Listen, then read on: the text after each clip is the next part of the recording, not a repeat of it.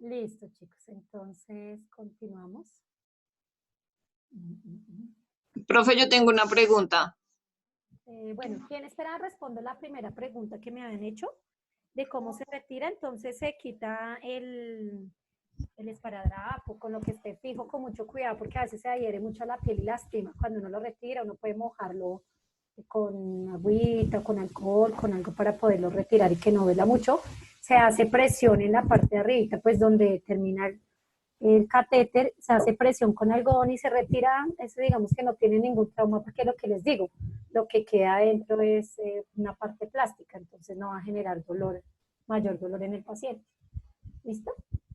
¿Qué más me va a preguntar? Yo, profe. Milagros, ¿sí? Profe, pues es que yo no sé, yo tengo como una duda de uno, ¿cómo se puede quitar ese miedo de canalizar a alguien o de sacarle sangre a alguien? O no sé si yo sea la única, pero pues yo aún soy una persona en las que yo voy al hospital y me van a canalizar o hacer algo así y yo lloro. Entonces, pues no sé cómo, o sea, cómo quitarme ese miedo. Bueno, pues digamos Sí. que pues cuando uno decide estudiar una profesión como la enfermería, debe dejar esos medios atrás, esos miedos atrás, perdón, porque finalmente nos vamos a tener que ver enfrentados el día a día a ver sangre, a tener que canalizar pacientes, a tener que eh, pues eh, dar atención inicial a esos pacientes y pues, van a estar a nuestro cuidado y realmente en muchos lados ustedes son el apoyo de la jefe, porque si bien la jefe en muchos lados es la que tiene que canalizar, pues ustedes se convierten en la mano derecha y en los que lo ayudan a uno en ese tipo de procedimientos, porque a veces el tiempo no da. Entonces, digamos que el querer estudiar para esto, pues tiene que ayudarnos un poquito a afrontar esos miedos y ya a medida que cuando ustedes lo hacen por primera vez, pues ya es mucho más fácil después ganarse y mire, yo a ustedes les digo, yo no he canalizado hace 12 años. O sea, hoy canalicé después de 12 años. Entonces, lo que se aprende no se olvida. Entonces, ya cuando ustedes aprendan y se aprendan a quitar de pronto esos miedos, obviamente los vi a todos con cara de, bueno, no a todos, uno que otro con cara de asustados, de aterrorizados, pero eso es lo que ustedes van a ver en su día a día y lo que van a tener que hacer en su día a día en esta profesión. ¿Sí? Entonces, No, aprender. ya va con descuento también porque el descuento ahorita lo tienen hasta el 3 de, José, hasta el 3 de junio, creo. José, cierra el micrófono, por favor. Listo, gracias. Entonces, pues cuando ustedes ya lo hagan la primera vez, ya va a ir fluyendo, ya va a ir fluyendo eso. Obviamente, Casa de Herrero a donde palo, porque casi todos los profesionales somos muy nerviosos cuando nos pinchan.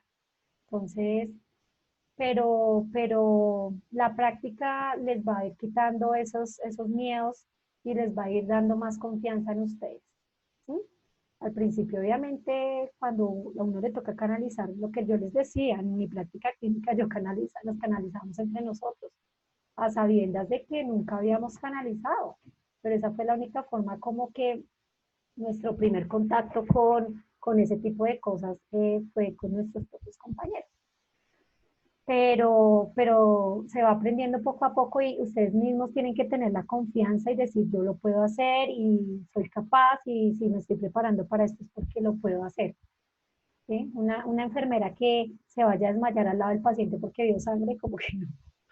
Entonces es importante que se nos quiten esos miedos y que sepamos que esta profesión es de, vamos a estar enfrentados a eso, vamos a estar enfrentados a los que de pronto trabajen en servicios de urgencias, a que llegue el paciente choqueado, nadando en sangre por todos lados, botando sangre por acá, por todo. Entonces, son cosas a las que debemos ir preparándonos porque puede que nos pase eso, como puede que nos toque un servicio muy tranquilo, donde no nos toque casi ni canalizar, pero es a medida que pasa el tiempo se nos van quitando esos miedos y esas angustias, ¿sí? Como la invitación a eso. Entonces, pues, hay que tratar de quitarnos esos miedos y más en esta profesión donde nos vamos a ver enfrentados todos los días a eso. Y mucho más ustedes que son los que están ahí en primera línea con el paciente. Bueno, entonces, ¿alguna otra duda antes de continuar? Bueno, entonces los catéteres, como les decían, encontramos catéteres de calibre pequeño, como es el que les mostré, que es el número 24, o 22, que es el azulito. Ya uno los conoce por colores. Ya ustedes se vuelven después unos expertos y ya los conocen es por colores. Saben que el amarillito es el 24, el azul es el 22, el rosado es el 20 y el 18 es el verde y el gris es el 16. Más o menos, pues esos son los colores estándar que se manejan como en todas las instituciones. Puede que varíe. Entonces, los catéteres pequeños pues son apropiados para la venopunción en la mano. Pequeños me refiero al calibre, porque mientras más grande es el número, es más pequeñito el calibre. Utilizar siempre el catéter más corto y de menor calibre que se acomoda al tratamiento prescrito y seleccionar pues la vena de acorde con el calibre y longitud del catéter. No vamos a coger una vena de acá que no son tan gruesas con un catéter de los más gruesos. De pronto la de acá sí da para eso, pero la vena del dorso de la mano no. Y mucho menos en ancianitos. Usar los catéteres de pequeño calibre y longitud corta para la administración de antibióticos y líquidos endovenosos. Para la administración de antibióticos, yo prefiero un calibre, una venita de grueso calibre para que no se dañe tan rápido, que generalmente los antibióticos dañan mucho las venas, entonces. Y para los de hemoderivados, o sea, para la sangre, también es aconsejable utilizar un calibre 16, 18 hasta 14, porque pues la sangre es, como ustedes saben, es un componente que es espeso, es grueso, entonces para que no se vaya a tapar.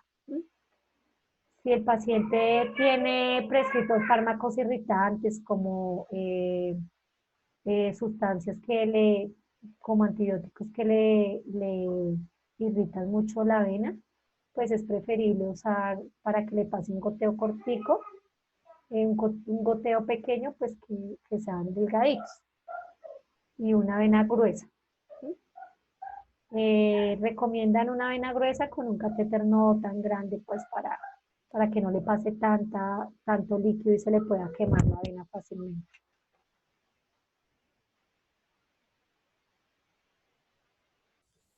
Bueno, entonces entre las guías de cuidado de enfermería, casi que esto aplica para todos los tipos de venopunción.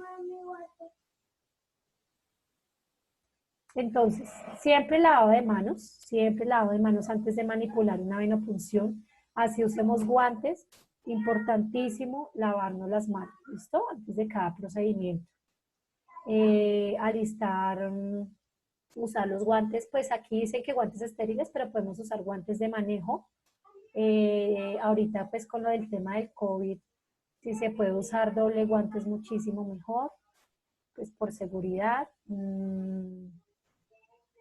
Durante el cambio de esparadrapos, curación, inserción del catéter, siempre usar guantes, ¿sí? Después de haber limpiado, entonces ustedes se dan cuenta, después de haber limpiado la zona de venopunción, no es recomendable volver a tocar con el guante otra vez para palpar la vena. Lo ideal es que ustedes palpen antes de limpiar. Entonces, ustedes palpan la vena, ya tienen definido qué vena le van a coger al paciente y ahí sí limpian, pero no volver a pasar la mano ahí encima porque volvemos a contaminar. Entonces es importante tener en cuenta eso. Obviamente no se debe rasurar la zona de punción, pues lo que va a producir es más lesión en la piel que pueden aumentar el riesgo de infección. Entonces preferiblemente colocarla en un lugar donde el paciente no tenga tanto vello, ¿no? Siempre hay que evaluar el sitio de venopunción por lo menos una vez por turno y registrar en la historia clínica. Siempre cuando ustedes reciban turno, cuando entren a ver el paciente y si tiene líquidos endovenosos, siempre es importante que le miren, que no vaya a estar enrojecido, que no vaya a estar con rubor, con calor, que los líquidos estén pasándole bien. Es importante tener en cuenta esto. Realizar la curación del sitio de inserción cada 48 horas o antes si el apósito se humedece o está en mal estado.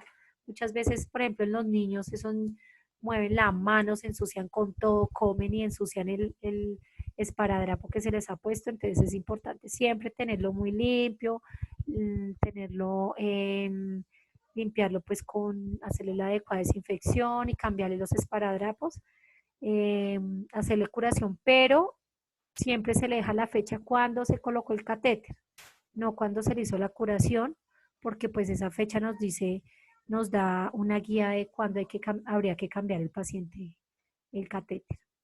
Cambia la venopunción cada 72 horas, por eso es importante marcar con fecha cuando se le canalizó al paciente. Si presenta, o antes si presenta dolor, frío, eritema, inflamación, siempre hay que estar muy pendiente de esos síntomas que el paciente vaya a presentar en su mano, en el lugar donde está canalizado. No intentar la punción de la vena más de 2 veces. Si ustedes se dieron cuenta que pincharon al paciente una vez, no se pudo, se dañó la vena. Luego, bueno, no, es que no se pudo, le cambian de brazo y puncionan y no, definitivamente no lo intenten más, ¿sí? Pide ayuda, si de pronto hay una persona que es más experta, pídale ayuda, pero pues lo ideal es no canalizar al paciente, no traumatizarlo más de 2 veces, es preferible pedir ayuda, pues porque obviamente más de 2 punciones fallidas, pues no es bueno. Detectar en forma temprana los signos de flebitis. Flebitis es la inflamación de la vena, como lo muestra la figurita de abajo. Pueden pasar esas complicaciones cuando uno canaliza, o con el paso de los días puede ocurrir que haya infiltración, que es que mire cómo se hincha la mano. Entonces la mano se pone gorda, porque pues se sale por las paredes de la vena el líquido. Puede producir extravasación, se sale, pero si se dan cuenta produce enrojecimiento y se agranda también el vaso bastante. La flebitis, por todo lo que el recorrido de la vena se pone rojito, oclusión y hematoma, que es que a veces los pinchamos y le rompemos la venita y le dejamos ahí un hematoma o un moradito que se puede presentar. Entonces, ¿cómo se disminuye el riesgo de flebitis? Entonces, hay que identificar los medicamentos que pueden estar causando flebitis, porque muchas flebitis se causan por ciertos tipos de medicamentos que son los que causan que la vena se ponga así. Evaluar ese paciente que recibe estos medicamentos con mayor frecuencia, pues si se detecta que es por algún tipo de medicamento, hay que tratar de bajarle o diluirlo un poquito más o bajarle el goteo y no pasárselo tan rápido, porque si hay muchos antibióticos que pueden quemar la vena fácilmente, pues lo ideal es causar menos traumatismo al paciente y no estar canalizándolo todos los días, ¿sí? Utilizar venas con mayor flujo venoso para facilitar la hemodilución, es decir, para que no pase esto. Entonces, preferible una vena gruesa. Diluir los medicamentos en 50 o 100 mililitros de solución salina o dextrosa, de acuerdo con lo que se pueda diluir el medicamento, y pasar en término de 30 minutos a 1 hora. Un antibiótico nunca se puede pasar rápido porque pues quema la vena en un momento. Extravasación, entonces cuando se les ve la mano así gorda, hematizada, hay que comprobar que la solución fluye libremente, que hay retorno venoso. ¿Cómo se prueba si hay retorno venoso? Hay 2 formas que se puede aspirar un poquito por el cauchito del equipo de venoclisis. Se puede aspirar un poquito a ver si está devolviendo algo de sangre, o se bajan un poco los líquidos para que haya como para que empiecen a ver si se devuelve y hay retorno venoso. Se puede comprobar de esa manera. Si hay retorno venoso en el momento de la inserción del catéter también, siempre es importante mirar que haya retorno. A veces hay retorno venoso, pero sobre todo en los niños que se mueven tanto, se les corre y pasa este tipo de eventos que son extravasación. Ahí es donde hay que comprobar, como les dije, identificar los signos de extravasación como son dolor, eritema, sensación de quemazón y ausencia de retorno venoso. Identificar qué soluciones pueden estar causando la irritación, y elección correcta del sitio de venopunción, idealmente pues en el antebrazo. Digamos que en los niños, como ellos se mueven tanto las manitos y demás, es preferible buscarles una en el antebrazo y movilizársela muy bien. Con los niños es un tema súper delicado por eso. Hay otros tipos de catéter que ya se los explico rápidamente para que ustedes los conozcan y sepan. Casi en todo se maneja pues digamos el mismo protocolo de lavado de manos y demás. Hay uno que se llama catéter central de inserción periférica. Es un catéter que va básicamente a la vena cava, pero se coloca por vía periférica.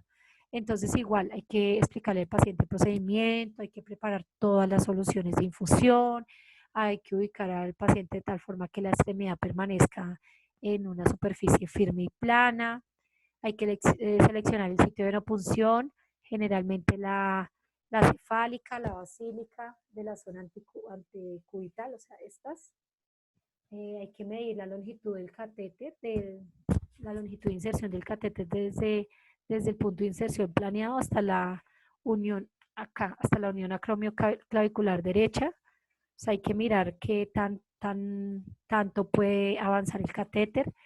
Igual lavado de manos, colocación en este caso sí es importante los guantes y la batica estériles, pues porque vamos a ir, es un acceso central, pese a que pues sí lo cogemos periférico, pero va a ir digamos, al corazón. Preparación de la piel con jabón, bueno, con alcohol, en algunos casos se usa isodine para limpiar muy bien, en algunos casos clorexidina, digamos que eso depende del sitio donde estén trabajando.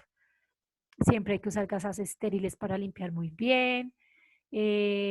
Colocación de campos estériles. Este es un procedimiento que le digo que es de mucho más cuidado. Se colocan unos campos estériles alrededor para evitar que el paciente vaya a haber infección por no seguir las técnicas sépticas. Ahora, abrir el paquete estéril del equipo y ponerlo sobre el campo. Entonces, básicamente, este es el catéter. Así es como obviamente generalmente lo hace el médico, pero todo es estéril. Si ustedes se dan cuenta, la persona que lo va a colocar debe tener la bata, los guantes estériles, tapabocas, y el catéter viene estéril totalmente, se destapa y se le pasa, no se va a sacar así, sino que se le coloca la caja al médico, así como está la imagen, para que él lo saque con sus guantes estériles y demás. Hay que purgar siempre estos equipos con solución salina, es decir, permitir que la solución salina pase por todo el circuito del catéter para que pueda ser purgado. Bueno, y ya retirar la cubierta, se punciona la vena, insertar el catéter a través de un introductor que tiene.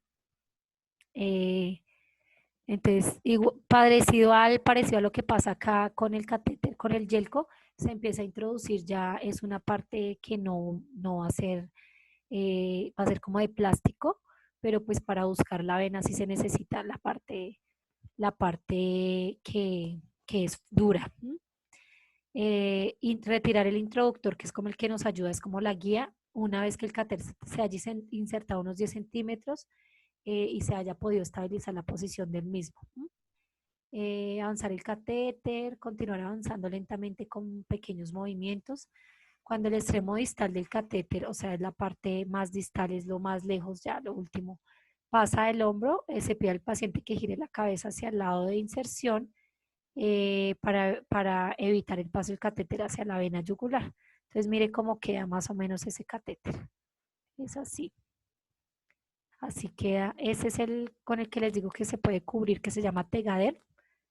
Esa es mucho más práctico, no maltrata tanto la piel del paciente. Y retirar el estilete lentamente, o sea, ya lo que es la aguja, aspirar, utilizar jeringa de 10, limpiar el punto de inserción, siempre hay que mirar que el catéter pues haya quedado bien puesto y se hace aspirando y mirar que haya retorno. Fijar el catéter, siempre cubrir con un apósito estéril, nunca fijar con esparadrapo porque es que el esparadrapo lesiona mucho la piel y la porción externa del catéter debe asegurarse pues una forma apropiada con el fin de evitar que se mueva internamente este. Conectar ya el equipo, ya se conectan todos los equipos y los líquidos, pero siempre hay que comprobar la ubicación del catéter tomando una radiografía de tórax para mirar que esté donde se quería se lograr. Siempre igual se debe marcar con fecha, hora el procedimiento, siempre hay que registrar el procedimiento, enseñar al paciente también los signos y síntomas de alarma. Hay otro que se llama catéter subcutáneo que se usa para la administración de líquidos, medicamentos en infusión continua o intermitente. Está indicado en cuidado paliativo domiciliario en pacientes oncológicos. No lo van a ver mucho ustedes en la parte clínica porque pues se usa más que todo en los pacientes que se manejan en casa, los pacientes que ya tienen un cáncer terminal, que ya están en ese cuidado paliativo, como para infusiones de pronto de medicamentos para manejo del dolor. No es muy común verlo en los servicios de urgencia, ni en los hospitales, pero a veces se usa, digamos, para el manejo inicial de la deshidratación y administración de analgesia, aunque pues se usan los otros tipos de catéter que son más prácticos. Igual que en los otros catéteres, siempre hay que indagar los antecedentes médicos, identificar factores de riesgo. En pacientes anticoagulados, por ejemplo, que existe un riesgo de que puedan sangrar. Los pacientes que están inmunosuprimidos, que puede aumentar el riesgo de infección. Conocer las experiencias previas del paciente, inspeccionar el área anatómica para mejorar, seleccionar el mejor sitio de inserción, alejado de lesiones, flebitis, lo que ya habíamos visto. Digamos que eso es como norma general para todos los catéteres. Siempre explicar el procedimiento al paciente, preparar el equipo de infusión, colocar al paciente en posición cómoda, lavado de manos, seleccionar el sitio de punción, evitar las prominencias óseas, articulaciones y áreas de vellos, que eso aplica para todo lo mismo. Limpiar, para la inserción del catéter, seguir la línea natural del pliegue, igual. Digamos que estas indicaciones, conectar el equipo, colocar insertar la aguja en la piel con el bisel hacia el lado del ángulo de 10 a 30. El bisel es el que les mostré que se saca. Siempre hay que mirar que cuando uno lo introduce, pues yo siempre miro que esté hacia arriba, ahí tienen como un huequito, lo ideal es mirar que siempre que esté hacia arriba. Para la instalación de catéter con tapón, se elige el catéter siempre cuando ponemos el tapón, cuando el catéter queda con el tapón que les mostré, siempre se pasa a solución para corroborar que haya quedado permeable ese catéter. Y cubrir preferiblemente con pegar el apósito, de verdad que ya no está indicado en ninguna institución. Entonces, hay otro catéter que se llama para infusión rápida, que son catéteres periféricos de gran calibre, como esta imagen que muestran acá. Está indicado para aumentar la capacidad de infusión de una vía intravenosa periférica funcionante. Se utiliza para reponer líquidos y sangre en pacientes en estado de shock, para accesos percutáneos, para introducir vías de monitorización invasiva, para catéteres diagnósticos o lectores temporales. Es un procedimiento poco utilizado, de pronto no lo van a ver muy, muy común en algunas instituciones, diría yo que en la gran mayoría no, pero de pronto puede que en algún lugar ustedes tengan que manejarlo pues para que sepan que existen los catéteres de infusión rápida. Y hay otro que se llama catéter intraóseo, que ese es un catéter que consiste en la inserción de una aguja en la médula ósea. ¿Sí? Entonces aquí este catéter sirve para infusión de líquidos endovenosos, sangre y medicamentos cuando la punción venosa periférica no ha tenido éxito. La vía intraósea también sirve para recolectar muestras para análisis de laboratorio de química sanguínea, BUN, creatinina. Actualmente las agujas intraóseas se recomiendan para todos los grupos de edad. Ustedes se dan cuenta, debajo de la rótula, más o menos unos 2 centímetros, ahí es donde se introduce ese tipo de catéter. 2 centímetros por debajo de la tuberosidad tibial. ¿Cuáles son las contraindicaciones para este catéter? Que haya una fractura ósea cerca del sitio de inserción, que haya osteoporosis o que no se produzca osteocitos que ayuden digamos, a proteger el hueso. Y contraindicaciones relativas es que haya celulitis sobre el sitio de inserción o lesión de la vena cava por el riesgo de infección y extravasación. El sitio convencionalmente, la técnica de inserción es que el sitio convencionalmente recomendado es la tibia proximal, 2 centímetros debajo de la tuberosidad. Como les expliqué, se puede utilizar cualquier tipo de aguja. Entonces estas son las que se usan. Se pueden usar agujas espinales, que son estas largas de acá arriba. Esas son las agujas que se usan cuando van a colocarle anestesia regional a los pacientes. Son muy delgaditas y muy largas. O se pueden usar también agujas hipodérmicas, que son esas pequeñitas de acá abajo, conectada a una jeringa o a una aguja estándar de biopsia de médula ósea. La aguja diseñada específicamente para infusión consiste en un trocar con manija, es esta azul grande, que permite mejorar el control de la presión y evita pues la dislocación al introducirlo, pues porque esa área digamos que es un poco durita. Aquí se acomoda el paciente de acuerdo con el sitio de inserción, se realiza igual toda la parte de antisepsia de la piel.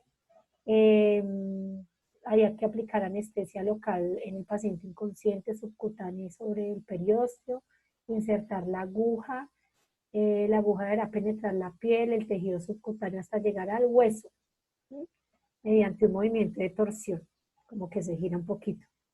Retirar la aguja y comprobar la adecuada localización, conectar el equipo de infusión, se puede administrar todo tipo de medicamentos. También se debe estabilizar la aguja con tegadero. Este procedimiento pues no, tampoco lo he visto mucho en los servicios, pero pues en casos extremos que el paciente no tenga ningún acceso venoso, lo han usado, aunque no es muy común que ustedes lo puedan encontrar. ¿Qué complicaciones puede haber?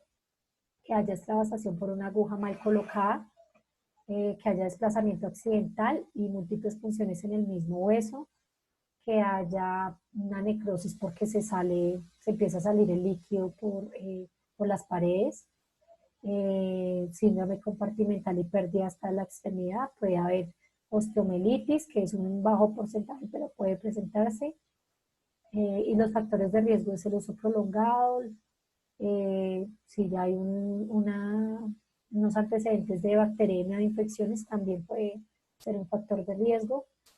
Muy rara vez se puede presentar fractura en el sitio de inserción, celulitis y abscesos sí puede presentarse.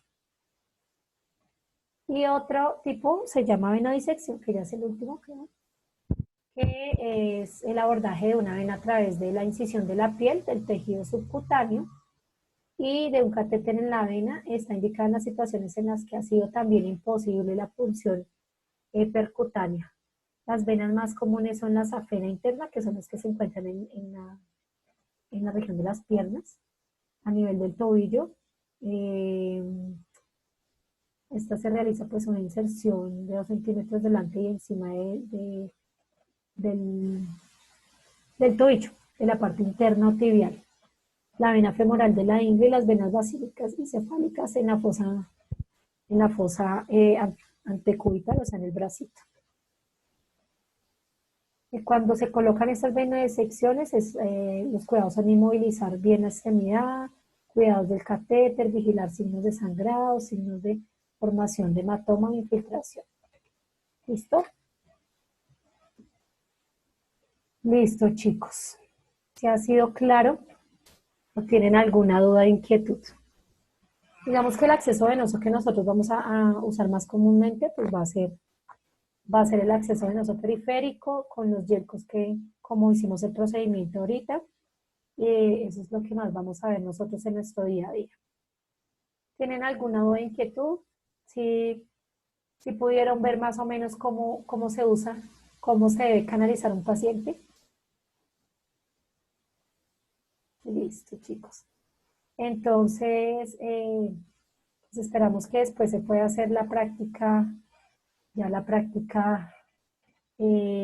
entre todos, que podamos hacer todo el procedimiento ya de manera personal, pues para que ustedes de verdad manejen esto que es una de las cosas con la que se van a ver enfrentados en su día a día. ¿Listo, chicos? Bueno, entonces, no siendo más, mañana nos vemos a las 8. Que pasen buena noche, que descansen y pues gracias por la atención, chicos.